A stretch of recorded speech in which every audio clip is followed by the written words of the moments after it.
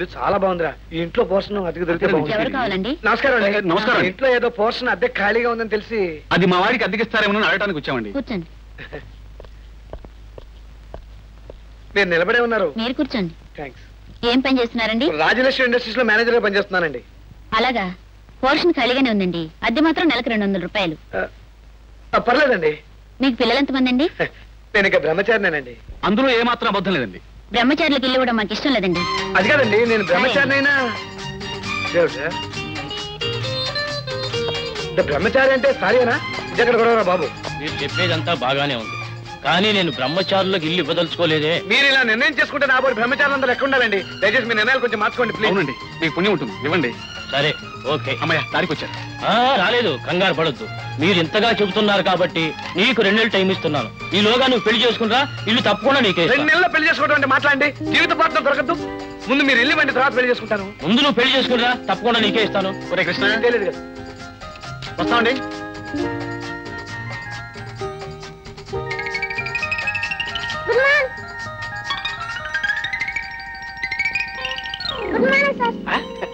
ఎవరో నువ్వు? నీ పేరేంటి?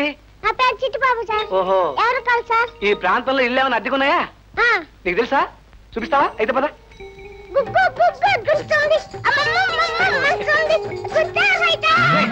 వీడు ఆట పడ చూస్తుంటే ఆయన కూడా ఎవరన్నా కొట్టేస్తాడేమో.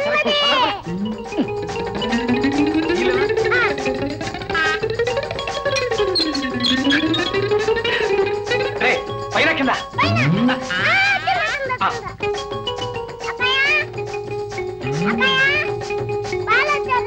నమస్కారం అండి. నమస్కారం అండి. ఎవరు కావాలి? మీరే కావాలి. ఒళ్ళెలా ఉంది? మీ ఇంట్లో పోర్షన్ అద్దెకుందని. పోర్షన్ ఖాళీగానే ఉంది. రండి రండి, కూర్చోండి. బాగుందండి, చాలా బాగుందండి. ఈ ఇంట్లో ఏ పోర్షన్ అండి అద్దెకిచ్చేది? పోర్షన్ ఏమీ లేదండి, ఒక గది ఉంది. మీరు నాకు నచ్చాలిగా. నచ్చడమా? అదేనండి. మీకు పెళ్ళయిందా? అయిందండి. అయిందా? లేవండి ముందు, లేవండి, బయటికి నడవండి. అదేమిటండి? అదంతేనండి. నా ఇల్లు బ్రహ్మచారులకు తప్ప సంసారాలకు అతికివ్వను. అయింది నాకండి, వీడికి కాదు. పోర్షన్ కూడా కావాల్సింది వీడికే. అవునండి, నిజంగా నాకు ఇంకా పెళ్లి కాలేదు. దయచేసి నన్ను ఒక ఇంటివాణి చేయండి.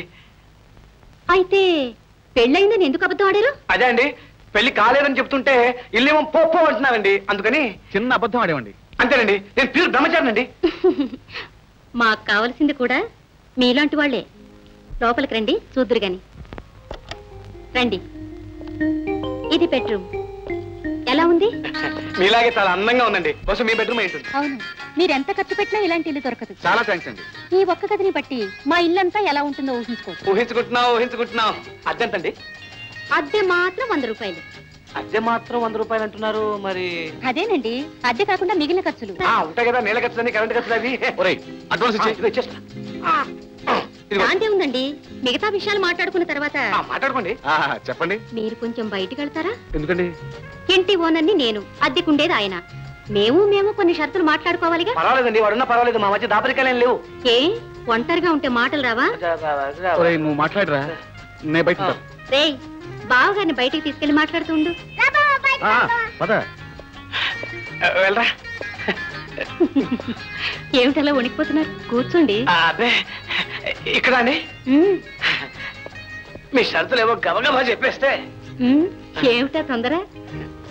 నాకా వెనక ముందు ఎవ్వరూ లేరు. మీరు తోడు నీడుగా ఉంటారని మీకు ఈ గది అద్దెకిస్తున్నాను. అలాగేనండి. నా మొదటి షరతు, మీరు 1 సంవత్సరం దాకా పెళ్లి చేసుకోకూడదు. అదేమిటండి? పెళ్లి చేసుకుంటే జీవితంలో ఏ ఆనందం ఉంటుందో చెప్పండి. కరెక్ట్. నా మనసులో మరి చాలా కరెక్ట్ గా చెప్పారు. అదేమిటలా లేచి నిలబడిపోయారేమిటి? పాపం మేము నిద్ర వస్తున్నట్టుందేమో. అబ్బే అదేం లేదండి, కూర్చోండి.